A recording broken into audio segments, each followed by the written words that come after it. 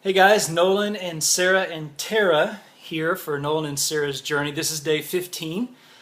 Believe it or not, it's been 15 days since we left South Florida. This is day 9 of my protocol, and thanks to your kind words and prayers, I've been crushing this protocol, and nothing new to report. I'm feeling great, maintaining a steady weight, so everything is good as far as that goes, and that's what we wanted.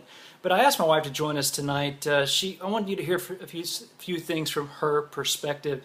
Babe, why don't you tell everybody what you've enjoyed most about living in Kosh so far? Really, the peace and quiet is the biggest thing. You know, we're very rural, very remote, and we certainly don't have traffic to deal with, and just a lot of noise that you have, you know, when you're living in the West Palm, Lake Worth area, that kind of thing. Certainly work. I have a very simple 3-minute bike ride to work every day. That's a lot less stressful, even though I love my job. And yeah, that kind of thing. It's just more calm. And I knew it would be more quiet and everything, but I didn't realize it would have this much of an effect until we got here. And just the greenery and the trees, everything is just so peaceful. Cool. So now, what have you felt to be maybe the toughest challenge or the biggest adjustment since you've been here? Biggest adjustment is definitely easy access to a wide variety of organic food. We have to, the nearest store is 30 minutes away, and then even then they just have a limited amount of organic stuff, and we have to eat all organic, which we were really doing before anyway, so it's not a big adjustment for us. But really, to get a Whole Foods or anything like that, we have to go all the way to Memphis, which is 3 hours away.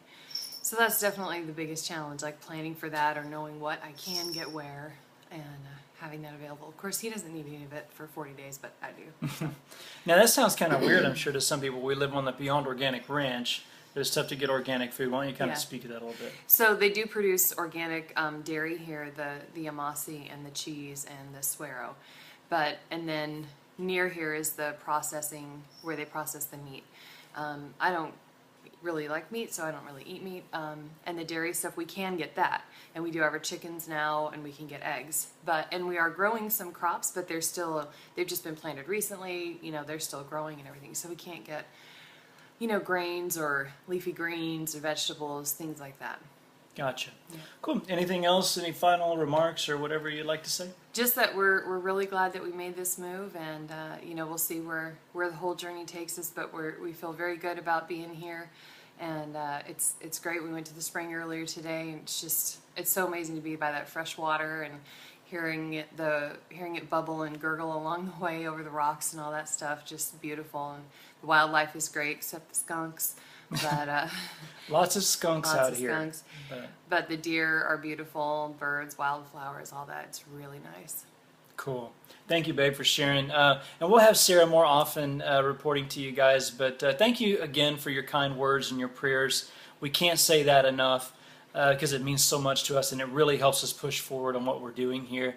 But we are really enjoying this journey, too. It's not some laborious task. I mean, we really do enjoy what we're a part of, and everything is just amazing. The people here are amazing. Such servant-hearted, humble people. In fact, tomorrow morning we have a church service, which we have every Sunday morning, and it's just really cool, really laid back, and just it's a small group of us, but it almost feels kind of like a small group, but we conduct it like a worship service. But it's really neat, and we have a time for prayer requests and things like that at the end, and we're able to do that and facilitate that because it's such a small group. So we're invested in what's going on here, but we're also invested in each other's lives, and we share what we would like prayer for. And so we're really looking forward to the service tomorrow.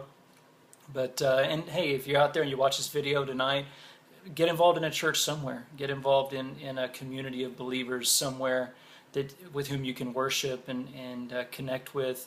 God didn't create you to be by yourself. He created you to be dependent on Him and to be dependent on others. We need that in our lives to be everything God's called us to be. Also, if you know of anyone that could be inspired by our journey, make sure you share these videos with them. All we want to do is inspire and equip others to live life to the fullest. That's what we're about. God bless you guys. Thank you so much.